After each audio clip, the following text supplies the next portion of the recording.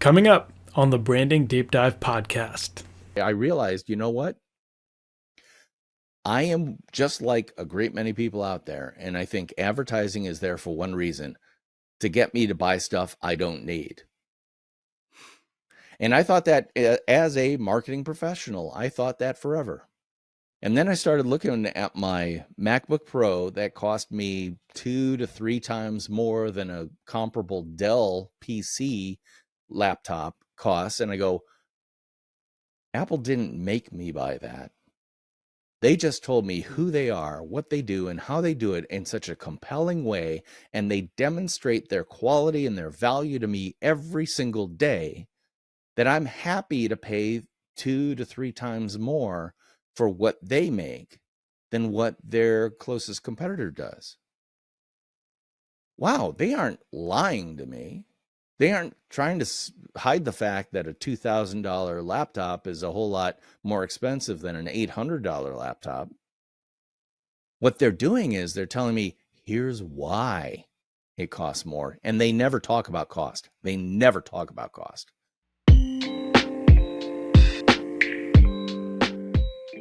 This is Ahmed Cheema, and welcome to the Branding Deep Dive podcast. If you're new here, this is a podcast where we have in-depth discussions about what brands are doing well to drive customer loyalty and how you can take those principles and apply them to your own brand. Today, we're talking to DP Knudten.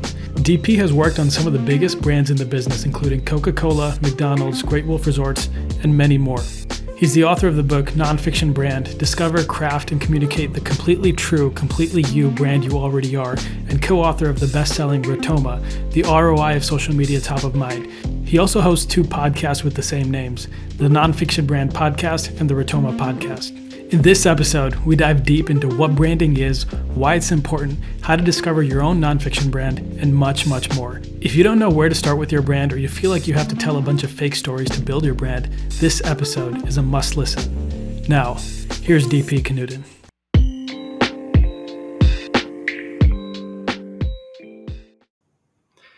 All right, DP, welcome to the show. I'm very excited to have you here. For the audience that may not be familiar with who you are and your work, can you give them a brief introduction? Yeah, sure. My name's DP Knudten. That's D as in David, P as in Paul. Knudten as in a pain in the butt I've got to spell every single day. Knudten. And I've been in the advertising and marketing space for close to 30 years as a writer and creative director, obviously on the creative side of the fence when it comes to advertising. And over the period of my career, I've developed an expertise and interest in branding at a very deep level, what I like to call a nonfiction brand level, and we can certainly talk about that. But I really got fascinated by the realm of personal branding when I read an article, which, again, we can talk about, by Tom Peters in 1997. I think it might have been the 4th issue of Fast Company magazine. And the article was called The Brand Called You. You can't move up if you don't stand out, or something like that. And it was all about this idea of branding yourself the same way that packaged goods brand themselves. Meaning, what's the difference between Kellogg's Corn Flakes and Wheaties? Well, Wheaties is the breakfast of champions. It's, they've always got a athlete on the box. It's such a big deal that when athletes get big enough that they're actually featured on the Wheaties box, that's a big goal for them. Well, the fact is, cornflakes are made from corn. Wheaties are made from wheat. And they're the same thing, more or less. I mean, slight flavor differences. And yet, we've got totally different points of view on what they are. And why is that? Comes down to branding. And consequently, I've been interested in that for years, and paid a lot of attention to it, and wrote a couple of books that are all dedicated, especially to what I like to call nonfiction branding. Let's start with the Tom Peters article. That's something you mentioned in your book. When you first saw this article, was there anything that, I know you mentioned in the book that it really hit you and it spoke to you, right? Was that the moment where you started getting interested in personal branding, or did that come later? You're still at your uh, copywriting gig at the time, I Yeah. think. Yeah. I was working as a advertising copywriter. I think at the time that book came out, I was an associate creative director, which is kind of a Hmm. step up. You start as a junior copywriter, you become a copywriter, then maybe you become a senior copywriter. If you're, um, I guess, strong enough, they'll kick you over onto the creative director track, typically at associate creative director, and then on up until, executive creative directors, where you kind of max out, typically as an Hmm. equity partner at a firm or something like that. And I was an associate creative director, so I was able to get out of the copywriting track, but I still did a ton of copywriting. But in answer to your question, I think I got interested in brand before I got interested in personal brand or personal branding, Hmm. because I worked, like, my second job in advertising was at McCann Erickson in Atlanta, Georgia, working on one of the biggest brands in the world, Coca-Cola. Uh, I worked at an agency, and I did everything from radio spots to TV commercials to outdoor boards to ads that would appear in the graduation program at West Point, because one of the C-level executives at Coca-Cola had a son or daughter who was attending West Point, and they just wanted to buy an ad in the program at that graduation. And I'm not making this up. It actually happened, and I had to write that ad. Um, and when I first started there, I would regularly get my butt handed to me by the um, what I like to think of as the guys on the other side of the table that were all Stanford MBAs. There were like four of them there, and they were there for one reason, and that was to kill the ad because it was off brand. And what does that mean? Why would they want to kill an ad? And the thing they understood is their product was exactly like their worst competitor's product, sweet brown bubbly water. If you think about it that way. Is there that big a difference between Pepsi and Coke, Coke and Pepsi? Maybe not so much. And yet, people like me will never drink Pepsi because I'm a self Hmm. confessed Coke guy. And if you've ever been in a restaurant where a waiter comes up to you and takes a drink order, and one of your friends says, I'll have a Coke, and they say, "Oh, I'm sorry, we only have Pepsi products." Have you ever had that happen? And the person says, "No, no, I'll just have water." What, you're That's telling me. me that? Yeah, well, yeah, that's because you're brand loyal. I don't know about you, but I'm not going to get Pepsi because I rarely drink soft drinks anymore. But if I do, I want to drink 100% classic Coca-Cola, the flavor I grew up with as a kid, the one that I reflexively grabbed onto because my dad was a Pepsi drinker and I'm a natural contrarian. And everything that Coke stood for resonated with me, and I understood that branding was so important. And those guys on the other side of the table that were there to kill my ads were doing so because their product is a commodity compared to any other cola out there. Slight flavor differences, but still, it's a commodity. It's a cola soft drink, unless it's a brand. And brands can Hmm. be sold at a premium price, whereas a commodity is always bought for the lowest possible price.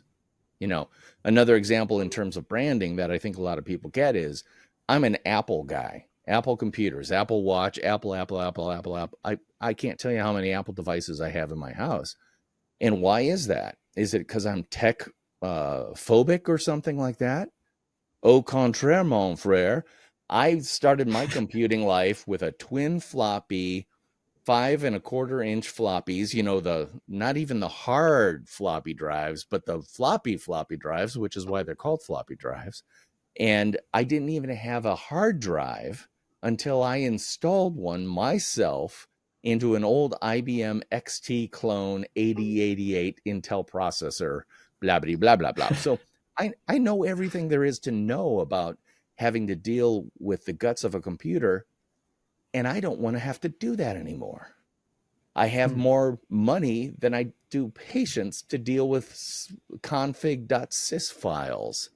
So I don't want to do that anymore. I want a computer that is gorgeous, that has an intuitive, I've never even cracked a manual on an Apple software package ever, with the exception of maybe Adobe Illustrator, which I still don't totally get, but my point is that Apple does all that stuff for you, and I value that. Consequently, because they provide me a great level of value, I respect the brand that brings that value to me, and I'm willing to pay a premium price for it. That's when it hit me. Oh my gosh. Branding is about making sure that you provide a maximum amount of value, but you always communicate that value in every single communication you do. So going back to Coca-Cola, I would have my butt handed to me if my ad, my radio script, my TV storyboard did not communicate 3 key concepts. And those 3 concepts were authenticity, refreshment, and sociability. I can talk all day long about what those means and the nuances of it. But let's just stipulate that those are 3, what I like to call first principle ideas that define the brand in a way that people go, I know what they are, I know what they do, and I know why I want to engage with them or why I select them to bring them into my life.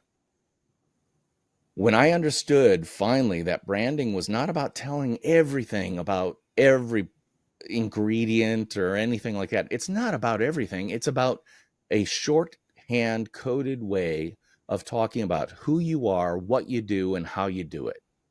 Who you are, what you do, and how you do it. That's when I understood that, branding is about making it easier for people to buy your product, to engage with your service, to bring you into their life. It makes things easier, not harder. Fast forward a number of years to 1997. This article, The Brand Called You by Tom Peters, was so fundamental to who I am today that I still remember where I was standing as I read it in the lower level of the agency I was working at, going, I totally get this. This is so smart. Wow.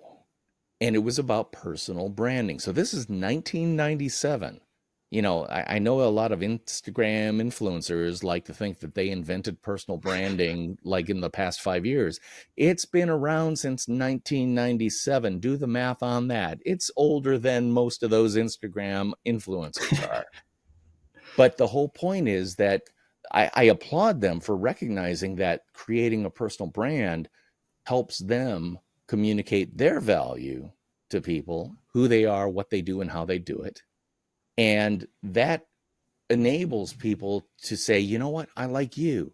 Not you're a little bit like that other person, but you're distinctly different. So I select you as the one I'm really going to pay attention to. And if I have to make a kind of apt comparison when it comes to personal brands, there's a family out in Calabasas, California. I think that's where they are. Maybe they still are. I don't know. The Family Kardashian. They have several different flavors of Kardashian, and each one is slightly different. One had the porn tape. The other one's the young one that everyone saw grow up and then become a supermodel. Then you've got the one who's kind of like what my daughters would call Costco Kirkland brand Kardashian. Not quite the full bore Kardashian, but still good enough. But they're distinctly, and then there's Mom Kardashian too, right? So you've got 5 different brands Kardashian. They are not all worth the same, and yet they're all a premium brand compared to their next door neighbors. Why? Because they demonstrated who they are, what they do, and how they do it over multiple seasons of keeping up with the Kardashians. And again, I'm pointing to them because everybody knows who they are. And I also want to point out the fact that they are the human equivalent of vanilla ice cream. There's Madagascar vanilla, there's French vanilla, there's plain vanilla, there's vanilla with some chocolate sprinkles in it or whatever. They're all of the same ilk, but slightly different, which enables you to say, well, of the flavors Kardashian, My favorite is Kylie Jenner. Funny, not even a Kardashian at all. Interesting. I think there are a lot of things that you touched on. We'll probably circle back on. What I want to Sure. take this next towards is the concept of a nonfiction brand, right? So one of the things that you highlighted is, for the audience, I want to just recap one of the main points that DP highlighted over and over again here is that, when you're telling the story of a brand, you have to know who you are. You have to communicate who you are, what you do, and how to do that, or how to get in contact with you, or whatever the action is, right? Did I get that wrong? Yeah, close enough. Who you are, what you do, and how you do it is kind of my quick recipe. But it's an oversimplified recipe. But it does illustrate that you have to demonstrate these things over and over again. And the second you're sick of doing it, do it for another 5 years exactly the same way.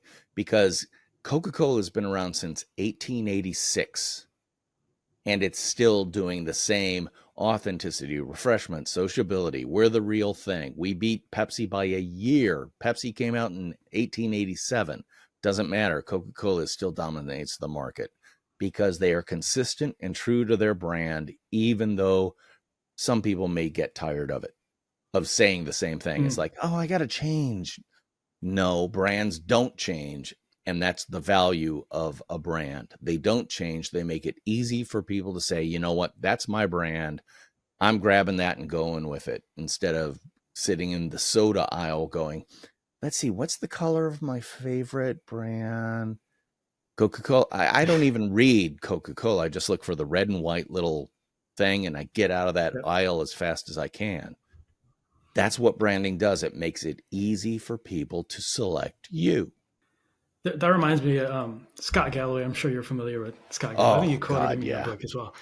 Yeah. So one of the things he says about branding is that it's what a good brand does is offer a shortcut for decision making.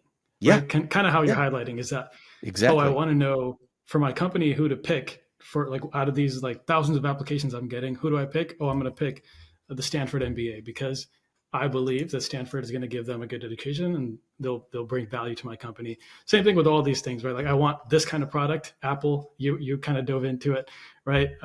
It allows us to quickly make a decision on what we want to do without doing the full due diligence and all that stuff. So just wanted to touch on that. Now, well, it's funny you bring up Scott Galloway because I'm a huge dog fan. If you listen to the Pivot podcast with Kara Swisher and Scott Galloway, or the Prof G show with Scott Galloway, who's a NYU Stern School of Business marketing professor, he's now going to be on CNN Plus. He's going to have a show on there that they're actually filming right now. So keep an eye out for that. But my first book, Ratoma, the ROI of social media top of mind. Let me say that again. Ratoma, the ROI of social media top of mind. When I was just about done with the book, I thought, you know what? I should send this out to some people to blurb it, to get some notable people to say maybe a nice thing about it if they like it. Scott's one of my top 5 people. So I sent it to him, and I expected nothing. I said, hey, you don't know me, but I sure am a fan of yours. I wrote this book. I'd love to see if you had any thoughts. 20 minutes later, he comes back with a book that starches the fluff from social media and helps managers allocate capital and find the unicorn among unicorns, ROI. So who's that right at the top of the front cover of the book? Awesome. That's Scott Galloway. And let me tell you, he's... And you don't know him? I don't. Like, personally? No, I've never met him. That's really cool. Yeah, well, and let me tell you, that's a story right there about a personal brand, because this book came out in 2017, and I knew Scott Galloway. I had been following him for at least 5 years because he's so smart, and he's like Gary Vaynerchuk, but a little bit less caustic, a little bit less New Jersey, and he's still very kind of in your face, but with a healthy layer of self-deprecation in there. And I don't know, he's a brand that I resonate with and gravitate toward. But I've followed him forever and listening to him on podcasts and all that stuff.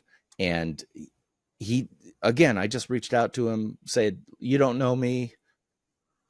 What do you think? I expect to hear nothing. If I do, that's great.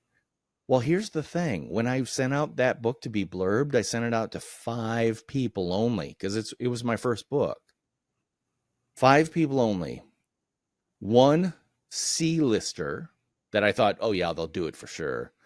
2 B-listers that I thought I had a pretty good shot with. And then 2 A-listers that I really hoped would, it's a shot in the dark. I got 2 responses back with blurbs. Who were they from? They were from the A-listers. Why? Because A-listers understand that blurbing someone's book makes them seem more expert, more authoritative, more higher, elevation, because they were asked to blurb a book. Like Ahmed, if I asked you, hey, Ahmed, I've got a new book. I'd love to see if you would write a blurb for my book. Would you do it or not? Of course I would. After what you just said. well, I would hope so. But believe it or not, there were 3 people who were not A-listers who chose not to. Some of them forgot about it, got lost in their email, whatever. But the 2 A-listers did, because they understood the branding, personal branding value of having your name on someone else's book. Because guess what? Every copy of their book that they sell, they're boosting your brand a little bit. Well, if this is on this smart book, they must be really smart, because really smart people are the ones who blurb smart books. You see how that works? I like to think of that as the flock you fly with. Pick the flock you want to fly with. And well, exactly. I mean, to me, I fly down low, with the songbirds that flit from your bush to tree in your yard. Meanwhile, way up, look straight up, 20,000 feet, there are sandhill cranes that can fly up over the Himalayan mountains. They fly so high. I want to fly with those guys. To get there, I'm going to look for opportunities to layer up, level up, do the kind of, it's like gaming.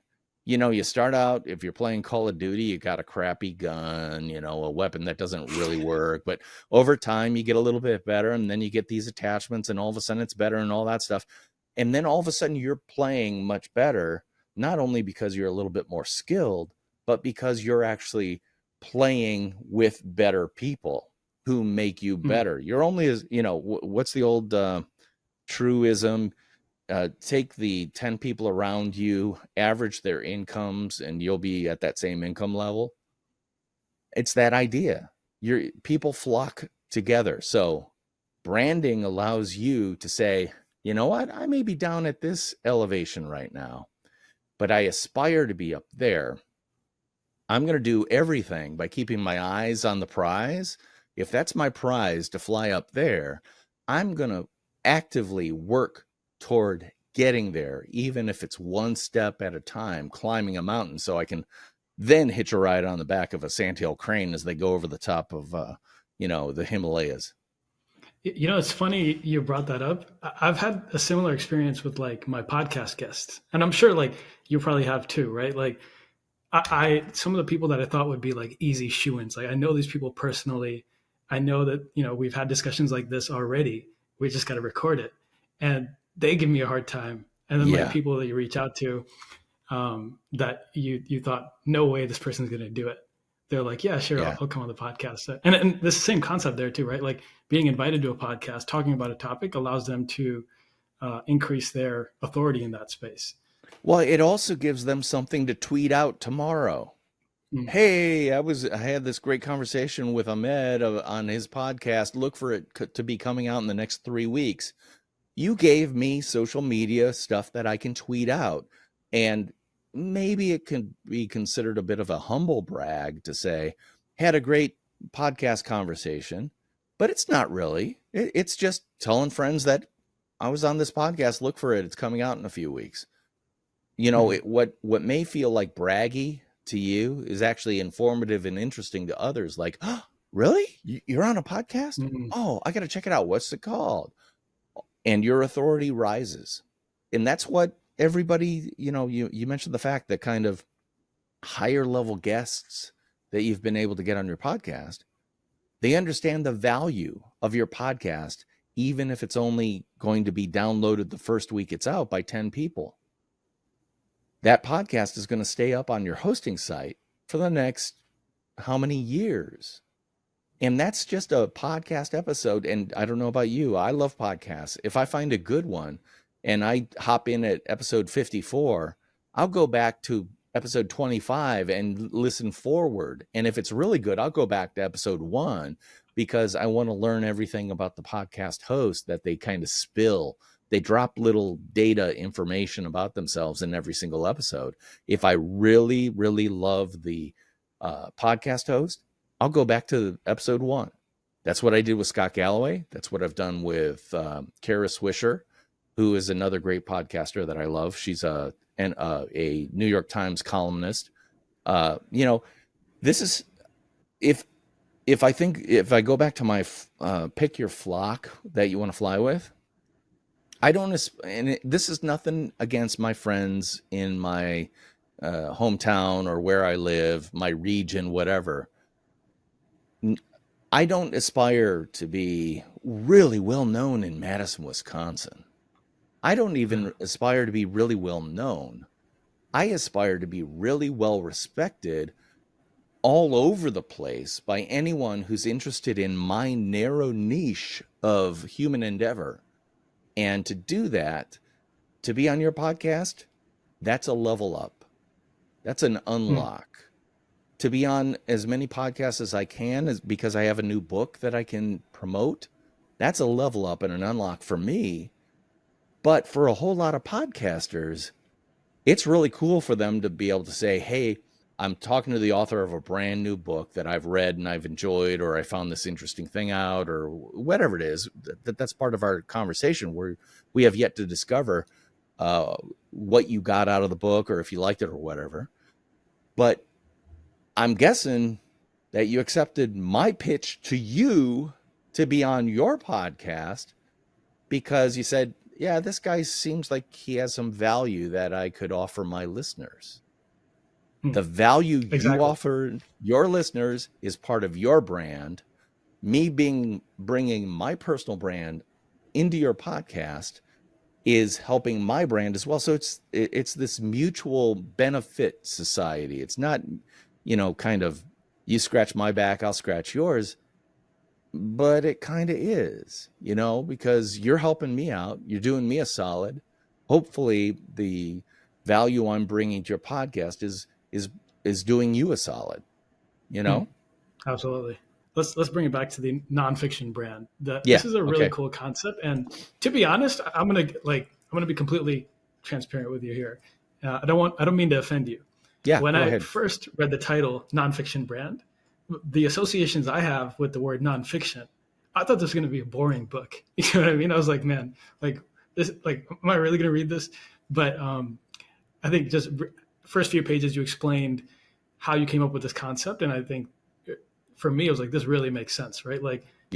We need to have an honest conversation, especially, and I want to talk more about social media and all that stuff, but if you could tell the audience and really just explain what is a nonfiction brand and how you came across this concept and why you chose this title for your book and your podcast. Yeah. Well, it took only 25 years to figure it out, more or less, but it goes all the way back to working on Coke at McCann Erickson. I tell the story in the book, so I'll breeze through it because I know you've already read it. But for your listeners, when you're a creative at an ad agency, you get what are called creative briefs, and they are typically 3 to 100 sheets of paper that are all stapled together, and it describes the job that they're asking you to do. So for me, a writer, if I'm supposed to do a 60-second radio spot, I need to know, first of all, that it's a 60-second radio spot, not a 30-second radio spot. Big difference there. I also need to know what you want to talk about. Like for Coca-Cola, maybe it would be holidays are coming up and we've got a special deal, 2 for 1, but only for the weeks of November 1st through November 20th or something like that. So those parameters, I need to know that because I need to communicate that. I need to know what the theme like is, because Coca-Cola is so good about integrated marketing. They really make the carpet matches the drapes everywhere all the time. They know one of their big things is holiday advertising. Okay, so what's this year's theme of the big master holiday TV spot that you're going to see during football games in the holiday season? That might affect the concept. So I need to know all this stuff.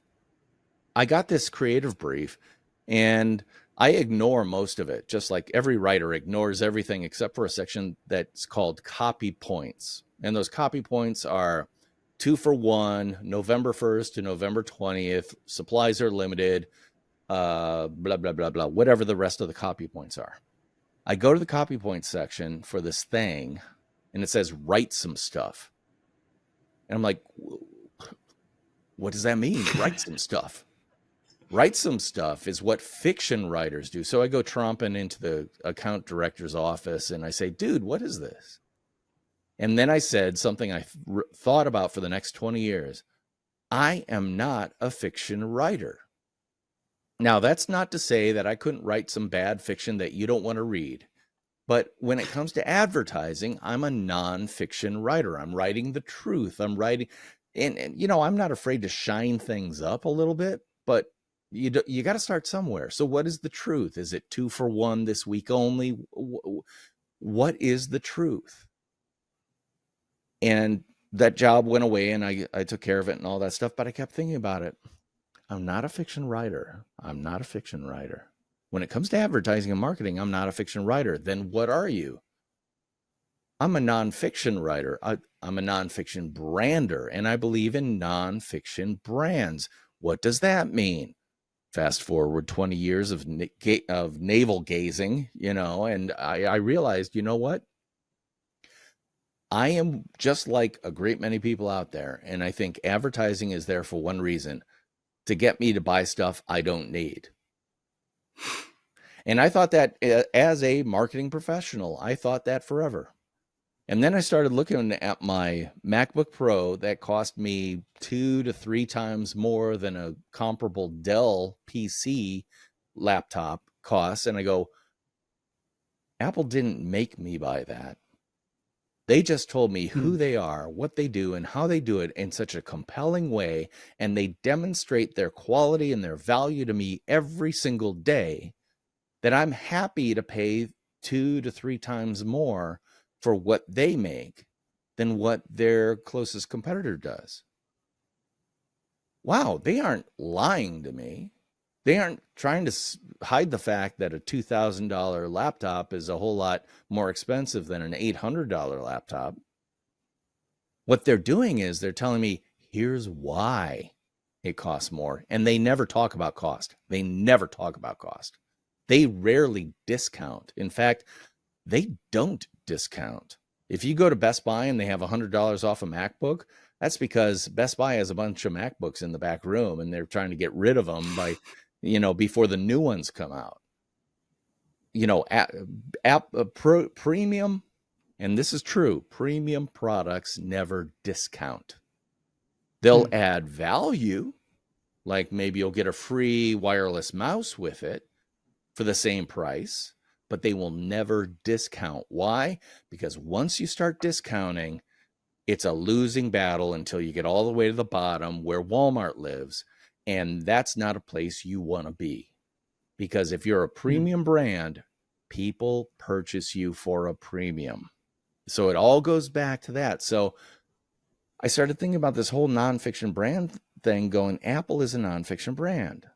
Well, part of their mythology is Steve Wozniak and Steve Jobs working in a garage in Palo Alto, California, and the romance of that, and how they were able to take stuff out of the Xerox Palo Alto research center, the same stuff that Bill Gates saw, Steve Jobs saw, and they actually acted on it. And, Windows looks terrible compared to Mac OS side by side. Why? Because Apple gives a crap about design. And guess who gives a crap about design? Creatives. Whether you're in audio creation, video creation, book creation, writing of any style creation, you name it. Creators flock to Mac like crazy. Why? Is it cheaper? No, it's more aligned with creators. Engineers, they're all over PCs. They're cheaper. They're whatever. I can take it apart and put it back together. Whatever. The value proposition for engineers is different than the value proposition for creators. If you want to be a creator, you aspire, even if you can't afford it, to have an Apple product. And that's true. I mean, I've gone into edit suites at production companies and I ask them, so what are you editing on? And they'll say, we have a PC system or we have a Mac-based system. My snobby little self, I think the guys who have the Mac systems do a better job. Why? Because obviously I'm a brand. I am so brand loyal that it affects my executive decision making, to be honest. But that's what happens because that nonfiction brand that is provably truable or truably provable, if either of those words are words, it just makes so much sense every time that I work on my MacBook Pro. There's a great TED Talk with J.J. Abrams, the great Hollywood screenwriter and producer and director and all that stuff, about the mystery box. It's a fantastic TED Talk. But at one point he stops and he looks at his MacBook Pro that he's actually presenting from, and he says, you know what? I look at this thing and it inspires me every single day because it's so gorgeous. It's so wonderful. It's so, it's so inspiring. It brings out the passion in him. And he's just a guy who types. He's a writer by, background, but he's inspired by his tools. And there's an old saying, you can judge a craftsman by his tools. I think that's very true. A guy who has a toolbox full of rusty tools doesn't give a crap about his tools. The thing that does his job or gives him his livelihood, is he really going to care about your car or your house versus the person who keeps everything in great shape? Anyway, does that make sense to you? Because I kind of went all over the place on that. No, that was great. One thing that I want to ask you about, and one of the things that I see in my generation in particular, and then definitely like the people that are younger than me, is I think everyone understands the power of a personal brand now. I think we're past the age where people don't understand how important it is, what value there is in it. But the thing that you often see is that these social media platforms, the way their algorithms are set up, and just the type of feedback you get, it can be very tempting to do something chasing the likes rather than, putting up a nonfiction brand, which is being yourself. And like you said, like Coca-Cola, years and years and years, same message, right? And that can get boring, and you're probably not going to see the results you're looking for in the first, 4 or 5 months or however long it may take, right? And so, the question I have for you is really, what advice do you have for people that are looking to build their personal brand to, block that out? Because the reality is you do have to be on these platforms, right? How do you stay true to yourself and make sure that you are putting up a nonfiction version and not what you think people want to see? Well, that's a great question because a lot of people look at someone like Gary Vaynerchuk, Gary V, who's ubiquitous on social media, and he's got acolytes practically that follow him. The guys who dress like him, the 20-year-olds who drop F-bombs like he does. They think there's nothing cooler than going on a big stage in front of 500 people and just drop F-bombs. They think that's part of the brand and stuff. It's like, no, man, Gary V is being Gary V, Gary Vaynerchuk. He only goes by Gary V because Vaynerchuk. Do you pronounce it Vaynerchuk or Vaynerchuk or I don't know? Gary V, it's just easier. He is a nonfiction brand. He totally is true to who he is, what he does, and how he does it. And I've followed Gary V since his very first wine library video in, I think, 2005, maybe on YouTube. Wow. His family his family still has, I think, a liquor store someplace in New Jersey. And back when YouTube was very, very young, he realized, oh, I can do videos. I can put them up, and I'm going to do a daily or weekly, I'm not exactly sure what it was, video about the wines we have. So you can go on and still see the very first Gary V video for Wine Library. Just look up Wine Library on YouTube and go back far enough to 2005 or whatever it was.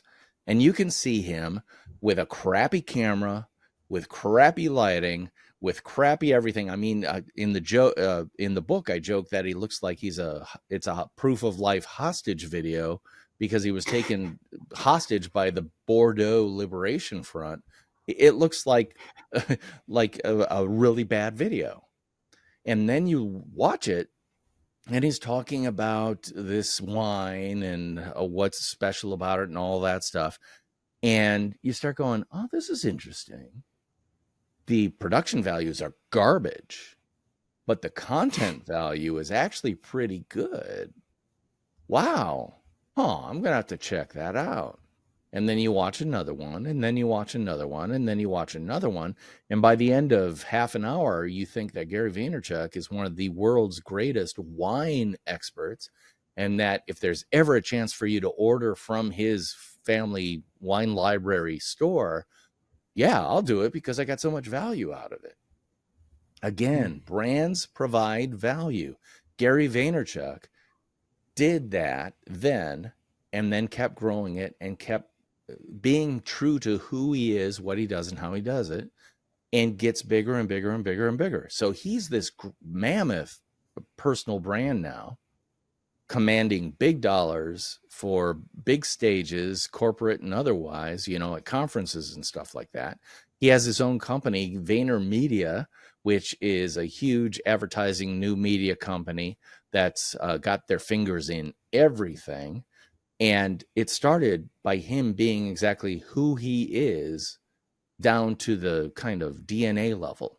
It's not him fronting. It's not him faking. Sometimes I think the way he dresses is a little bit trying to age himself down. Dude, you're 40 something now. You can't look like a skater boy. I'm just telling you. You got to lean into who you are, what you do, and how you do it. Witness the fact that I've embraced my gray beard.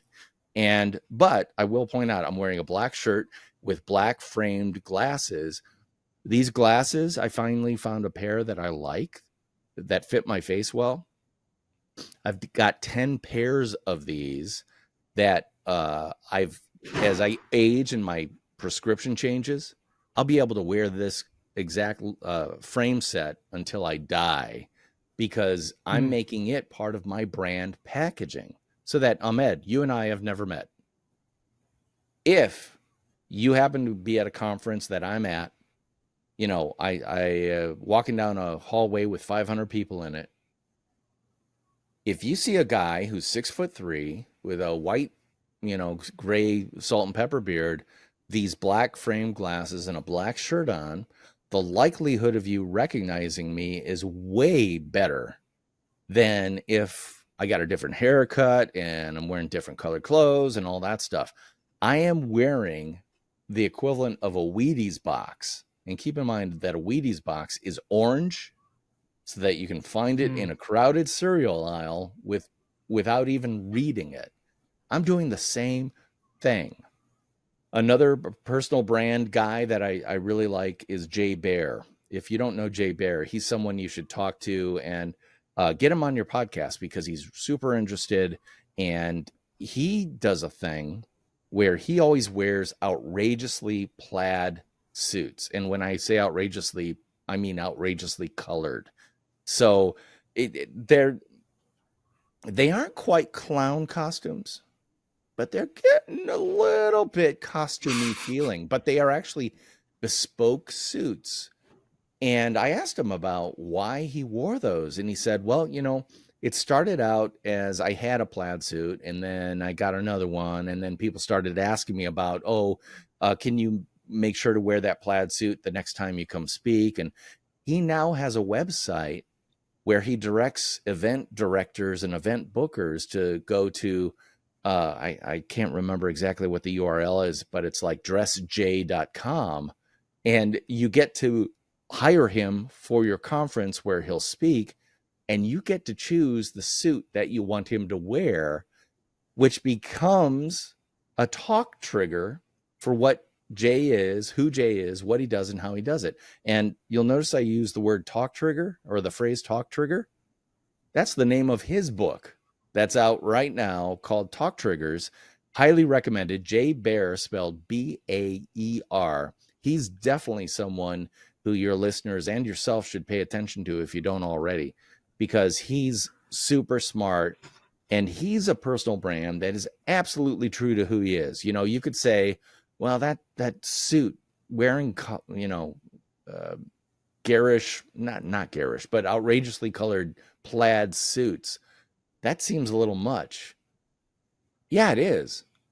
Until he finds out that someone called him up to book him for a thing, and he does a little bit of research, like, how'd you hear about me and stuff. And the event booker said, yeah, one of my friends booked you for an event, and she told me about your plaid suits. And I thought that was so cool. So I get to pick the plaid suit that you're going to wear for our event. She didn't care what he was going to be talking about. She was so intrigued by the idea that you could dress him. That was such a cool idea that caught her attention and caused or triggered the talk between her and her friend about hiring Jay Baer for a conference.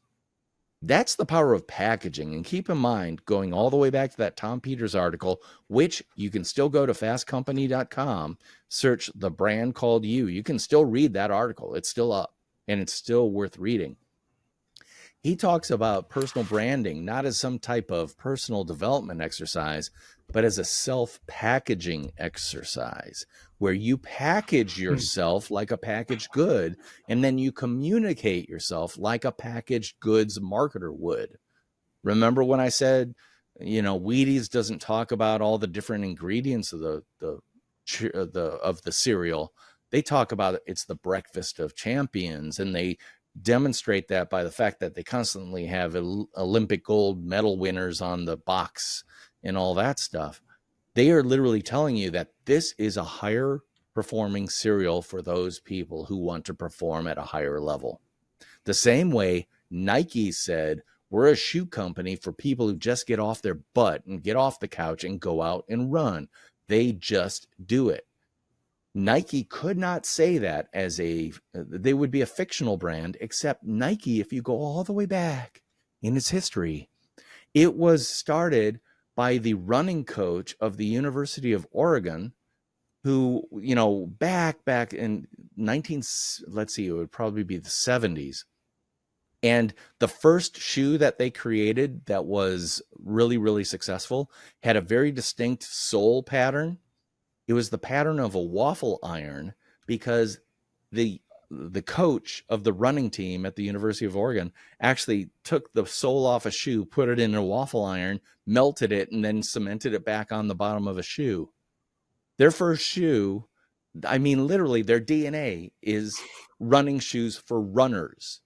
And the waffle pattern was all about one thing, and that is increased performance. So that's the truth of what Nike is. Now, we can argue whether they've stayed close to that all the time, but a brand is not the center line of a highway. A brand is the guardrails that keep you from going off the cliff or into the ditch. It allows you to vacillate a little bit, or, calibrate a little bit right and left, but it keeps you going in the same direction, even as you weave a little bit. And that's the key thing for people to understand.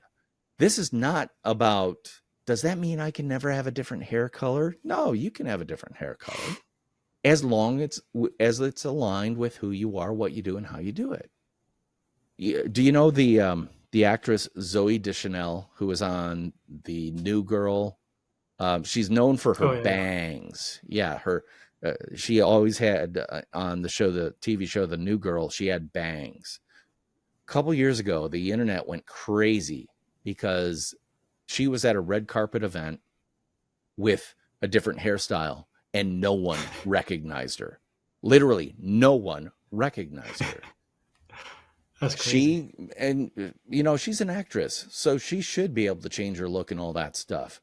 But for all the people who expected to see cute, funny Zoe Deschanel of the New Girl, they saw someone they didn't recognize who frankly looked not like a winsome 20-some-year-old, but like a 38-year-old woman. It's like, whoa, does not compute.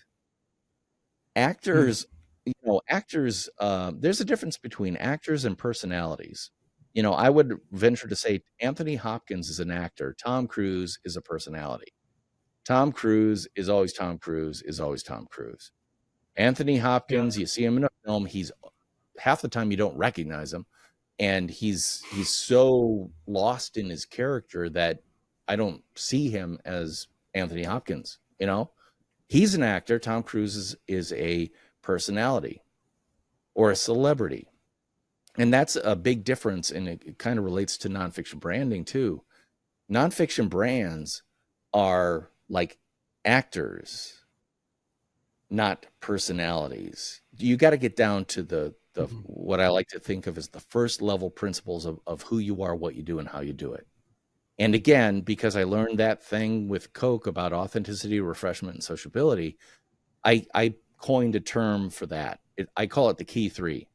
What are the key three principles and concepts that are associated with your personal brand? This is an unlock because it makes things so much easier for you, because you do the work and you realize I'm not everything to everybody. I'm these three things to everybody. So let me just talk about someone I know well, myself. My key three are creative, collaborative, and provocative. I'm on the creative side of the fence on everything. You will not get an engineering schematic from me, a budget, a spreadsheet, anything like that from me. Why? Because I'm on the kind of nebulous, creative synthesis side of things. And it's what everybody says. How do you do that? And I say, I don't know. I just do, because I'm a creative. Collaborative. I work with people. I'm not a poet that's up in a garret writing poetry by myself for myself. I have to work with other people and listen deeply to them, and then communicate their products and services or whatever stories and messages they want to get out there. I have to work with other people. And then the third one, provocative, is hopefully what I'm doing right now, which is I'm provoking you to think.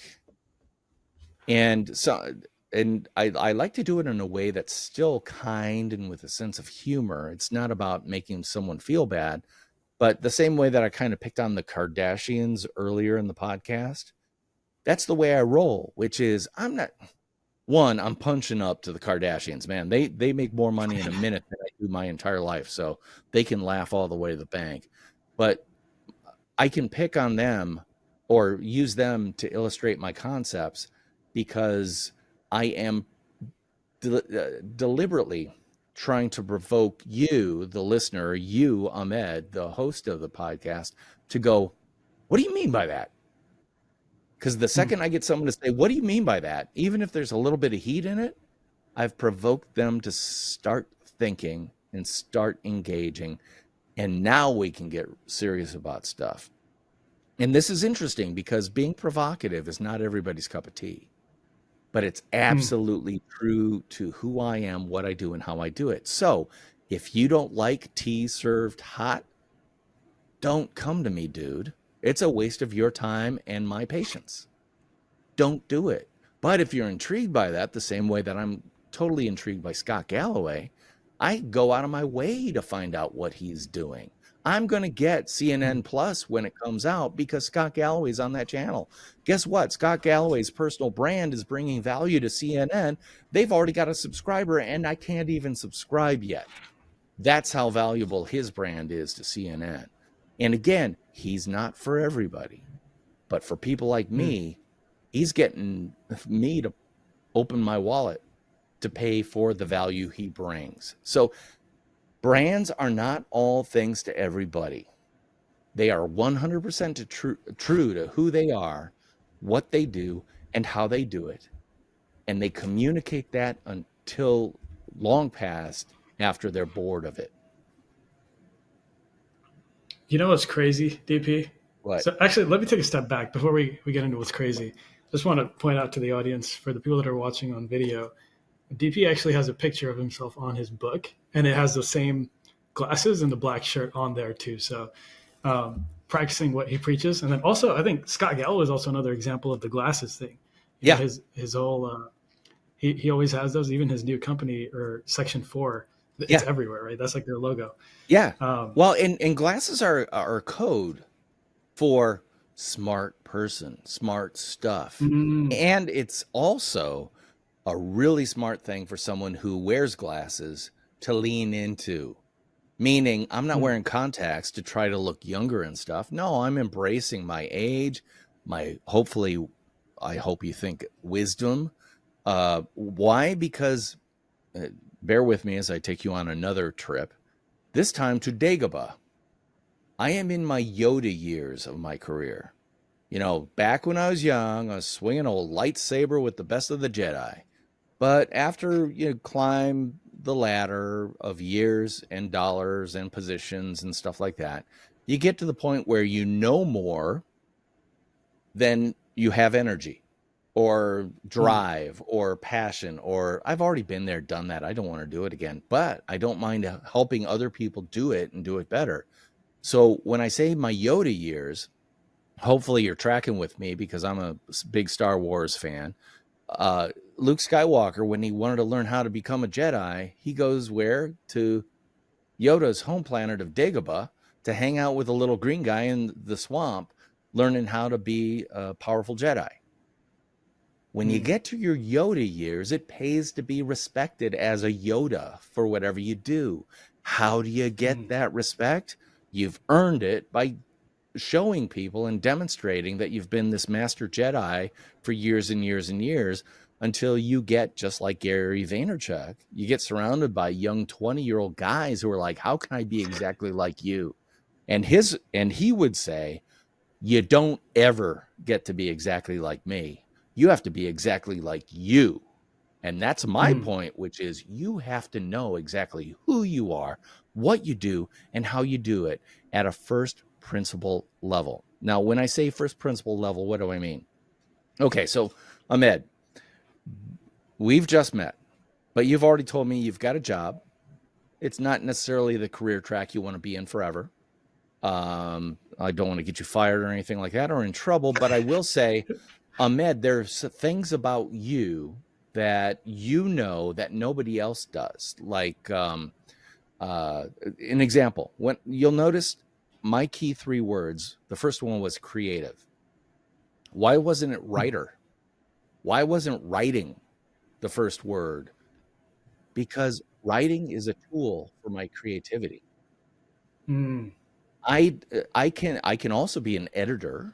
I edit my own podcast. I edit my own music. I edit my own video. I do all that. So why isn't editing? Because editing is tool use of a creative person. So you got to back out to that first thing. It's like, you can take an atom. The old Greek philosophy definition of an atom is that which cannot be divided any further. That's kind of what I'm looking for. What is that atom that defines you that cannot be divided any further? And in my case, I've got to be creative. I could be a creative singer. I could be a creative filmmaker. I could be a creative artist. I could be a creative painter. I could be a creative rapper. I could be a creative, you name it. I've got to be creative. Let's say someone is an engineer by training and stuff like that. You dig deep enough and you find out, no, what they love, what they're really about is finding something broken and fixing it. Now, engineering and the various tools of engineering allow them to identify and then fix. But what they really are is a problem seeker and solver. And do you see what I mean? Because that's not going to change. Yeah. It will never change. I will always be creative. Yeah.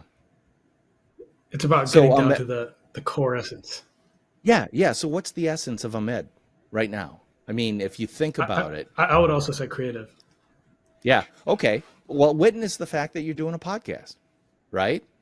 A podcast Yeah. is a tool, a podcast is a venue, a podcast is an opportunity for you to demonstrate via, you've read the book, via a style stage that fits who you are, what you do, and how you do it. And again, style stage is a concept from my book, Nonfiction Brand, Discover, Craft, and Communicate the completely true, completely you brand you already are. That was completely you brand you already are. And a style stage is, let's just take a look at social media. We've got all these social media channels out there. Some suit you, some don't. If you're a photographer, why waste time on Twitter when Instagram is such a fertile ground for visual communication? If you are a comedy writer who can write really quick, tight jokes, Twitter, 280 characters. If you can do it there, man, that's really impressive. And by the way, there are a ton of comedians on Twitter. If you are a short form video creator, TikTok and Snapchat and stuff like that, you've got all these different channels that have slightly different flavors. Well, what's your style and what stage best suits that style? For me and the way I roll, podcasting was great because I get to look into a camera and talk and get my point across and demonstrate who I am, well, what I do and how I do it.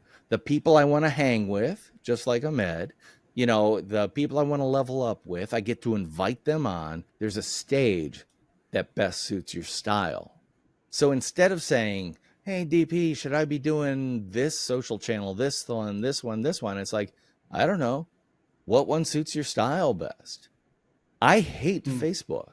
And because I hate Facebook, I'm just plain not going to do it well. So Facebook for me is just an amplifier. I do stuff that I do for Instagram, and Instagram's uglier sister is Facebook. I can automatically have it posted there, but I'm more Instagram focused. I'm more Twitter focused, and my biggest one is LinkedIn. Why? Because the people I work with are more in the B2B space, so that's the right stage for my style.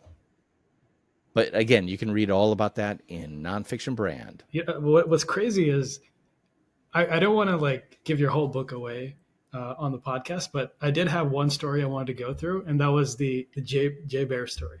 And it's crazy that you brought it up organically. And the coolest part about that whole story is that even just reading about it, you want to talk about it, right? Yes.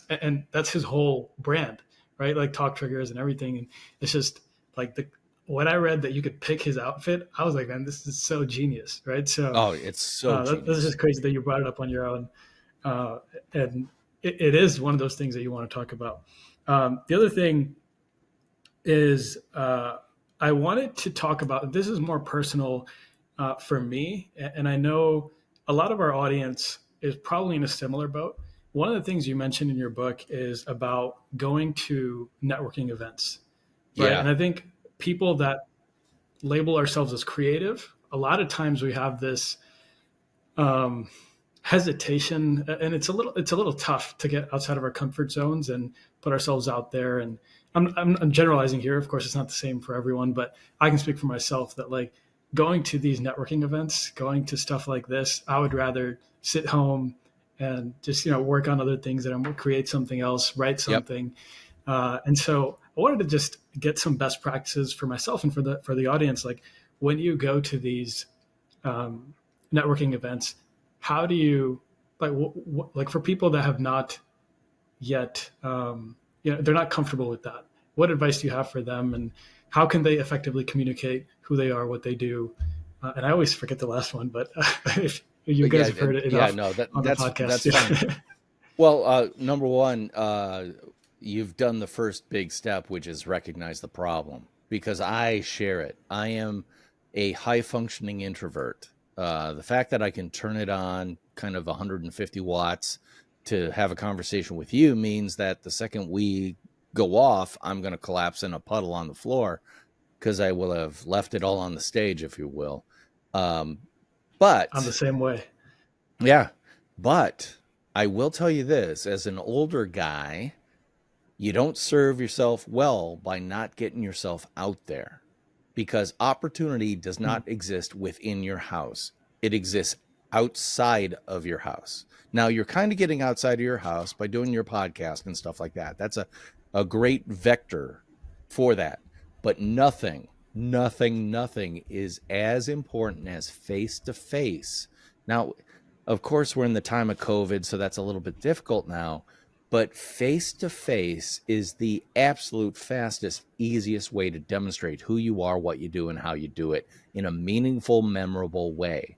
And for the longest time, 20 years, I worked at ad agencies behind a wall.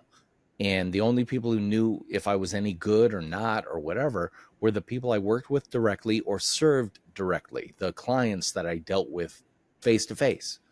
And these people generally liked me a lot, and they respected me. They recognized what I was good at, all that stuff. But nobody outside that very small area knew who I was, what I do, and how I do it. And that didn't serve me well. And without going into a long sob story, let's just say that when you get over the age of 50, you're not employable. You're seriously not employable, especially in the young man, young woman's game of advertising and marketing. There's it's not fair, but it's true. And I'm all about dealing with truth. So what I did was I started getting my butt out there, meeting people face to face, doing more stuff like that. And a couple of techniques that I've learned from other people that are really helpful. One, do stuff like what you're doing right now. Your podcast gets your voice out there, your face out there. And what'll happen is more and more people will start recognizing you, and you won't even know they know you. But when you walk into the room and they kind of do the scan of the room and they see your face, they recognize you, they'll have a benign smile on their face. They won't be looking away from you. They'll be going, "Oh, I think that's Ahmed. I like his podcast." You see that smiling face. Any type of smile is an invitation to come over and say, "Hi, my name is blah, blah, blah, blah, blah." And a lot of times they'll say, "Oh, I know, I listen to your podcast," or, "Oh, I know, I've read your blog post," or, "Oh, I know, I follow you on Twitter." Whatever it is, all of a sudden, you didn't know it, but your activities building your personal brand have warmed up the room in advance of your entering the room. So there's no more cold rooms. And this actually happened to me once, where I was at the back of the room talking to a friend, just catching up. There was a woman 20 feet away who could hear my voice. She was facing away from me. All of a sudden, she whips around, looks at me, has a smile on her face, and I kind of do the, hi, I don't have any idea who you are. And so I did learn this technique, which is, "Hi, do I know you, or have we met before?" And she said, "Oh, no, you wouldn't know me, but I know you. I listen to your podcast. You sound exactly like your podcast." And boy, did that impress upon me the power of having a podcast. She knew what I sounded like, even though she was facing the opposite way. That's a huge level up. But but just a really quick, if you learn one technique, if you go to a meetup of some sort, look for people who are arrayed not as a face-to-face like a sandwich, but like an open C shape. If they are open, that means they are open to people walking up and saying hi, or, "I recognize you," or I think you know my friend," or, blah, whatever it is. They have purposely opened themselves up. So on the receiving end of that, look for the people who are arrayed like a C, like the letter C. And if you're talking to someone, even if it's a friend and you're a close friend, make that conversation open up so people can come to you. Because if you seem open to conversation, they'll come to converse with you. But if people are face to face and just in a very close conversation, you're not going to pry that open. So don't waste your time. Instead, look for the areas of opportunity, the people who are kind of scanning the room, looking for people they know, catch their eyes, smile at them, walk over with your hand out to handshake and say, "Hi, I don't think we've met." And the worst thing that can happen to you is they go, "Oh yeah, we met about 3 years ago." And, "Oh, I'm sorry, I'm not very good with names." And, "Oh, that's okay. Yeah, we talked to, oh yeah, I remember." What happens? The conversation, all you have to do is take the hit of, "Oh, I forgot their name." But people, for the most part, there will always be jerks, but for the most part, people will go, "No, no, no, you wouldn't remember me. We talked for 5 minutes, but it's really great to see you again. What have you been doing?" Boom, conversation starts. And then you're face to face, you open up in that C shape or that V shape if there are only two of you, and you let other people come up. That's the whole thing. Introverts don't get a pass on making connection with people.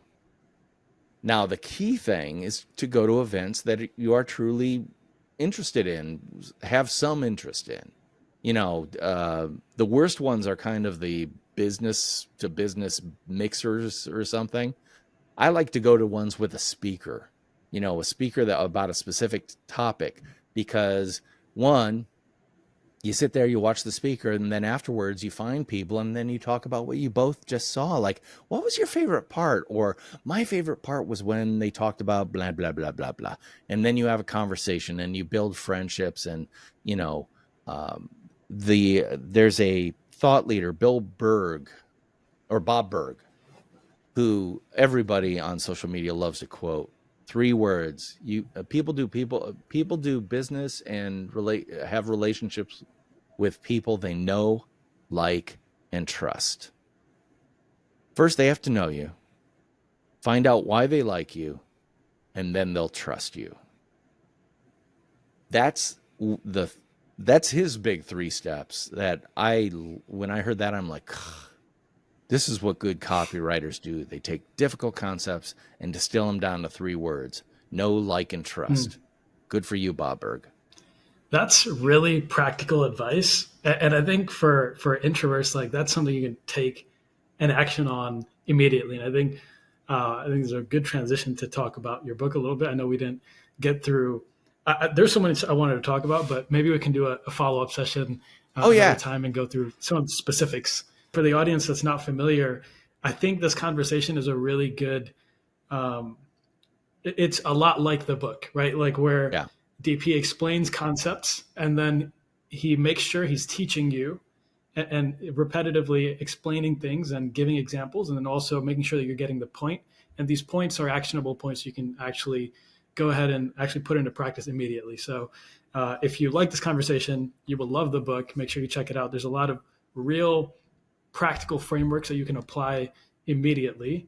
And it really helps you break down what your brand is, how to think through your own positioning, and how to create something that is truly you. And I think one of the coolest parts that I don't think is talked about too often is, like, you mentioned that you can get started today. You don't have to create a big article. You don't have to create all the stuff. Just leave a comment somewhere. Yeah, absolutely. And I want to help people, your listeners. And I'm a terrible person when it comes to funnel marketing strategies and crap like that. I have a series of 3 downloadable worksheets, PDFs, that you can go to my website and get for free. You don't even have to sign up for my email list. And frankly, I never send anything out on my email list anyway. I'm terrible about that. Why? Because I'm creative, collaborative, and provocative, but I'm not optimized. Sorry. That's not one of my 3, babe. But if you go to nonfictionbrand.com, that's nonfiction, all one word, .com/gift, GIFT, you can download these 3 worksheets. One of them have a technique I call the like plus. which is all about what I like to call comment marketing, how you can market yourself through comments on other people's posts that can start leveling you up and your personal brand right away. Again, go to nonfictionbrand.com/gift, and you can download those 3 PDF worksheets absolutely free, no obligation. Don't even have to sign up on my email list. Awesome. And the last thing I want to make sure I give you a minute to share. You mentioned your books before, but I want to make sure that we have just a little bit of like, where can people find you? I know you said LinkedIn is your preferred platform. You have 2 books, 2 podcasts. Did I get that right? If you could just share with the audience where they can find all your stuff. Sure. I'm on LinkedIn, DP Knudten. I'm DP. Here's one of my techniques too, which is reconcile yourself everywhere. I'm @DP Knudten everywhere. So D as in David, P as in Paul, KNUDTEN.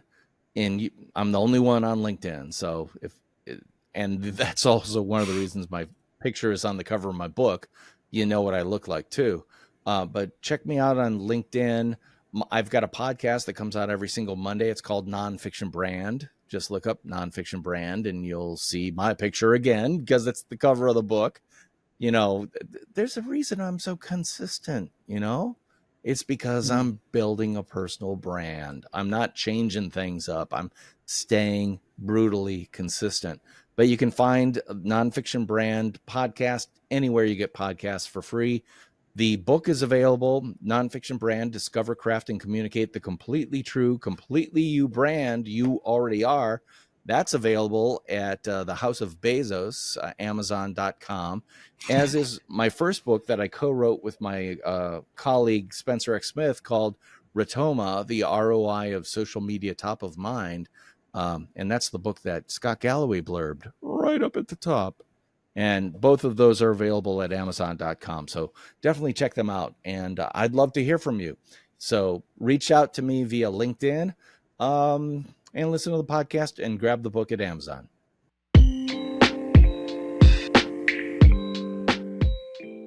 If you enjoyed this discussion, make sure you check out the Nonfiction Brand podcast and the Nonfiction Brand book. You will not be disappointed. Now, as always, I have my key takeaways from this episode, but before we get into that, I want to share a clip with you from our episode with Peter George on communicating effectively. When you don't know how to communicate, when you know your product, but you don't know how to communicate it well in a way that it makes a difference to people, then you're really just showing up and throwing up. You're taking information you know and just vomiting on people and hoping that some of it sticks. Well, I've learned in life that most people don't like to be vomited on. So try not to do that. But the Japanese have a word, one word.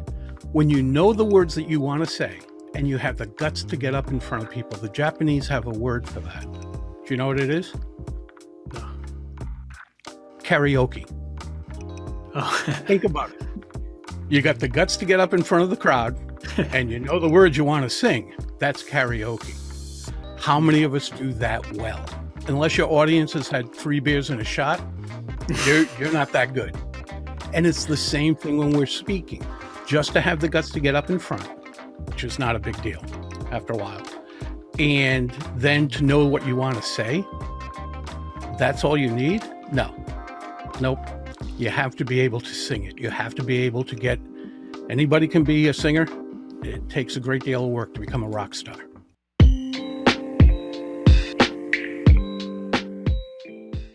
If you enjoyed this discussion with DP, I am sure you'll also enjoy the discussion with Peter George. Check it out wherever you're listening to this podcast. It is episode number 25. Now, here are my key takeaways. Number 1, if you want to be an authority in your space, you have to take the time to understand and communicate who you are, what you do, and how you do it. And number 2 is the in-person networking tip that DP shared. And that is, when you go to networking events, don't try to go into closed circles. Find open circles. Groups that are in a C formation or a V formation are open to talk and want you to come join. And that is all for this episode. If you enjoyed this discussion, please consider leaving a review and sharing with a friend. Thank you so much for listening. We'll see you next week.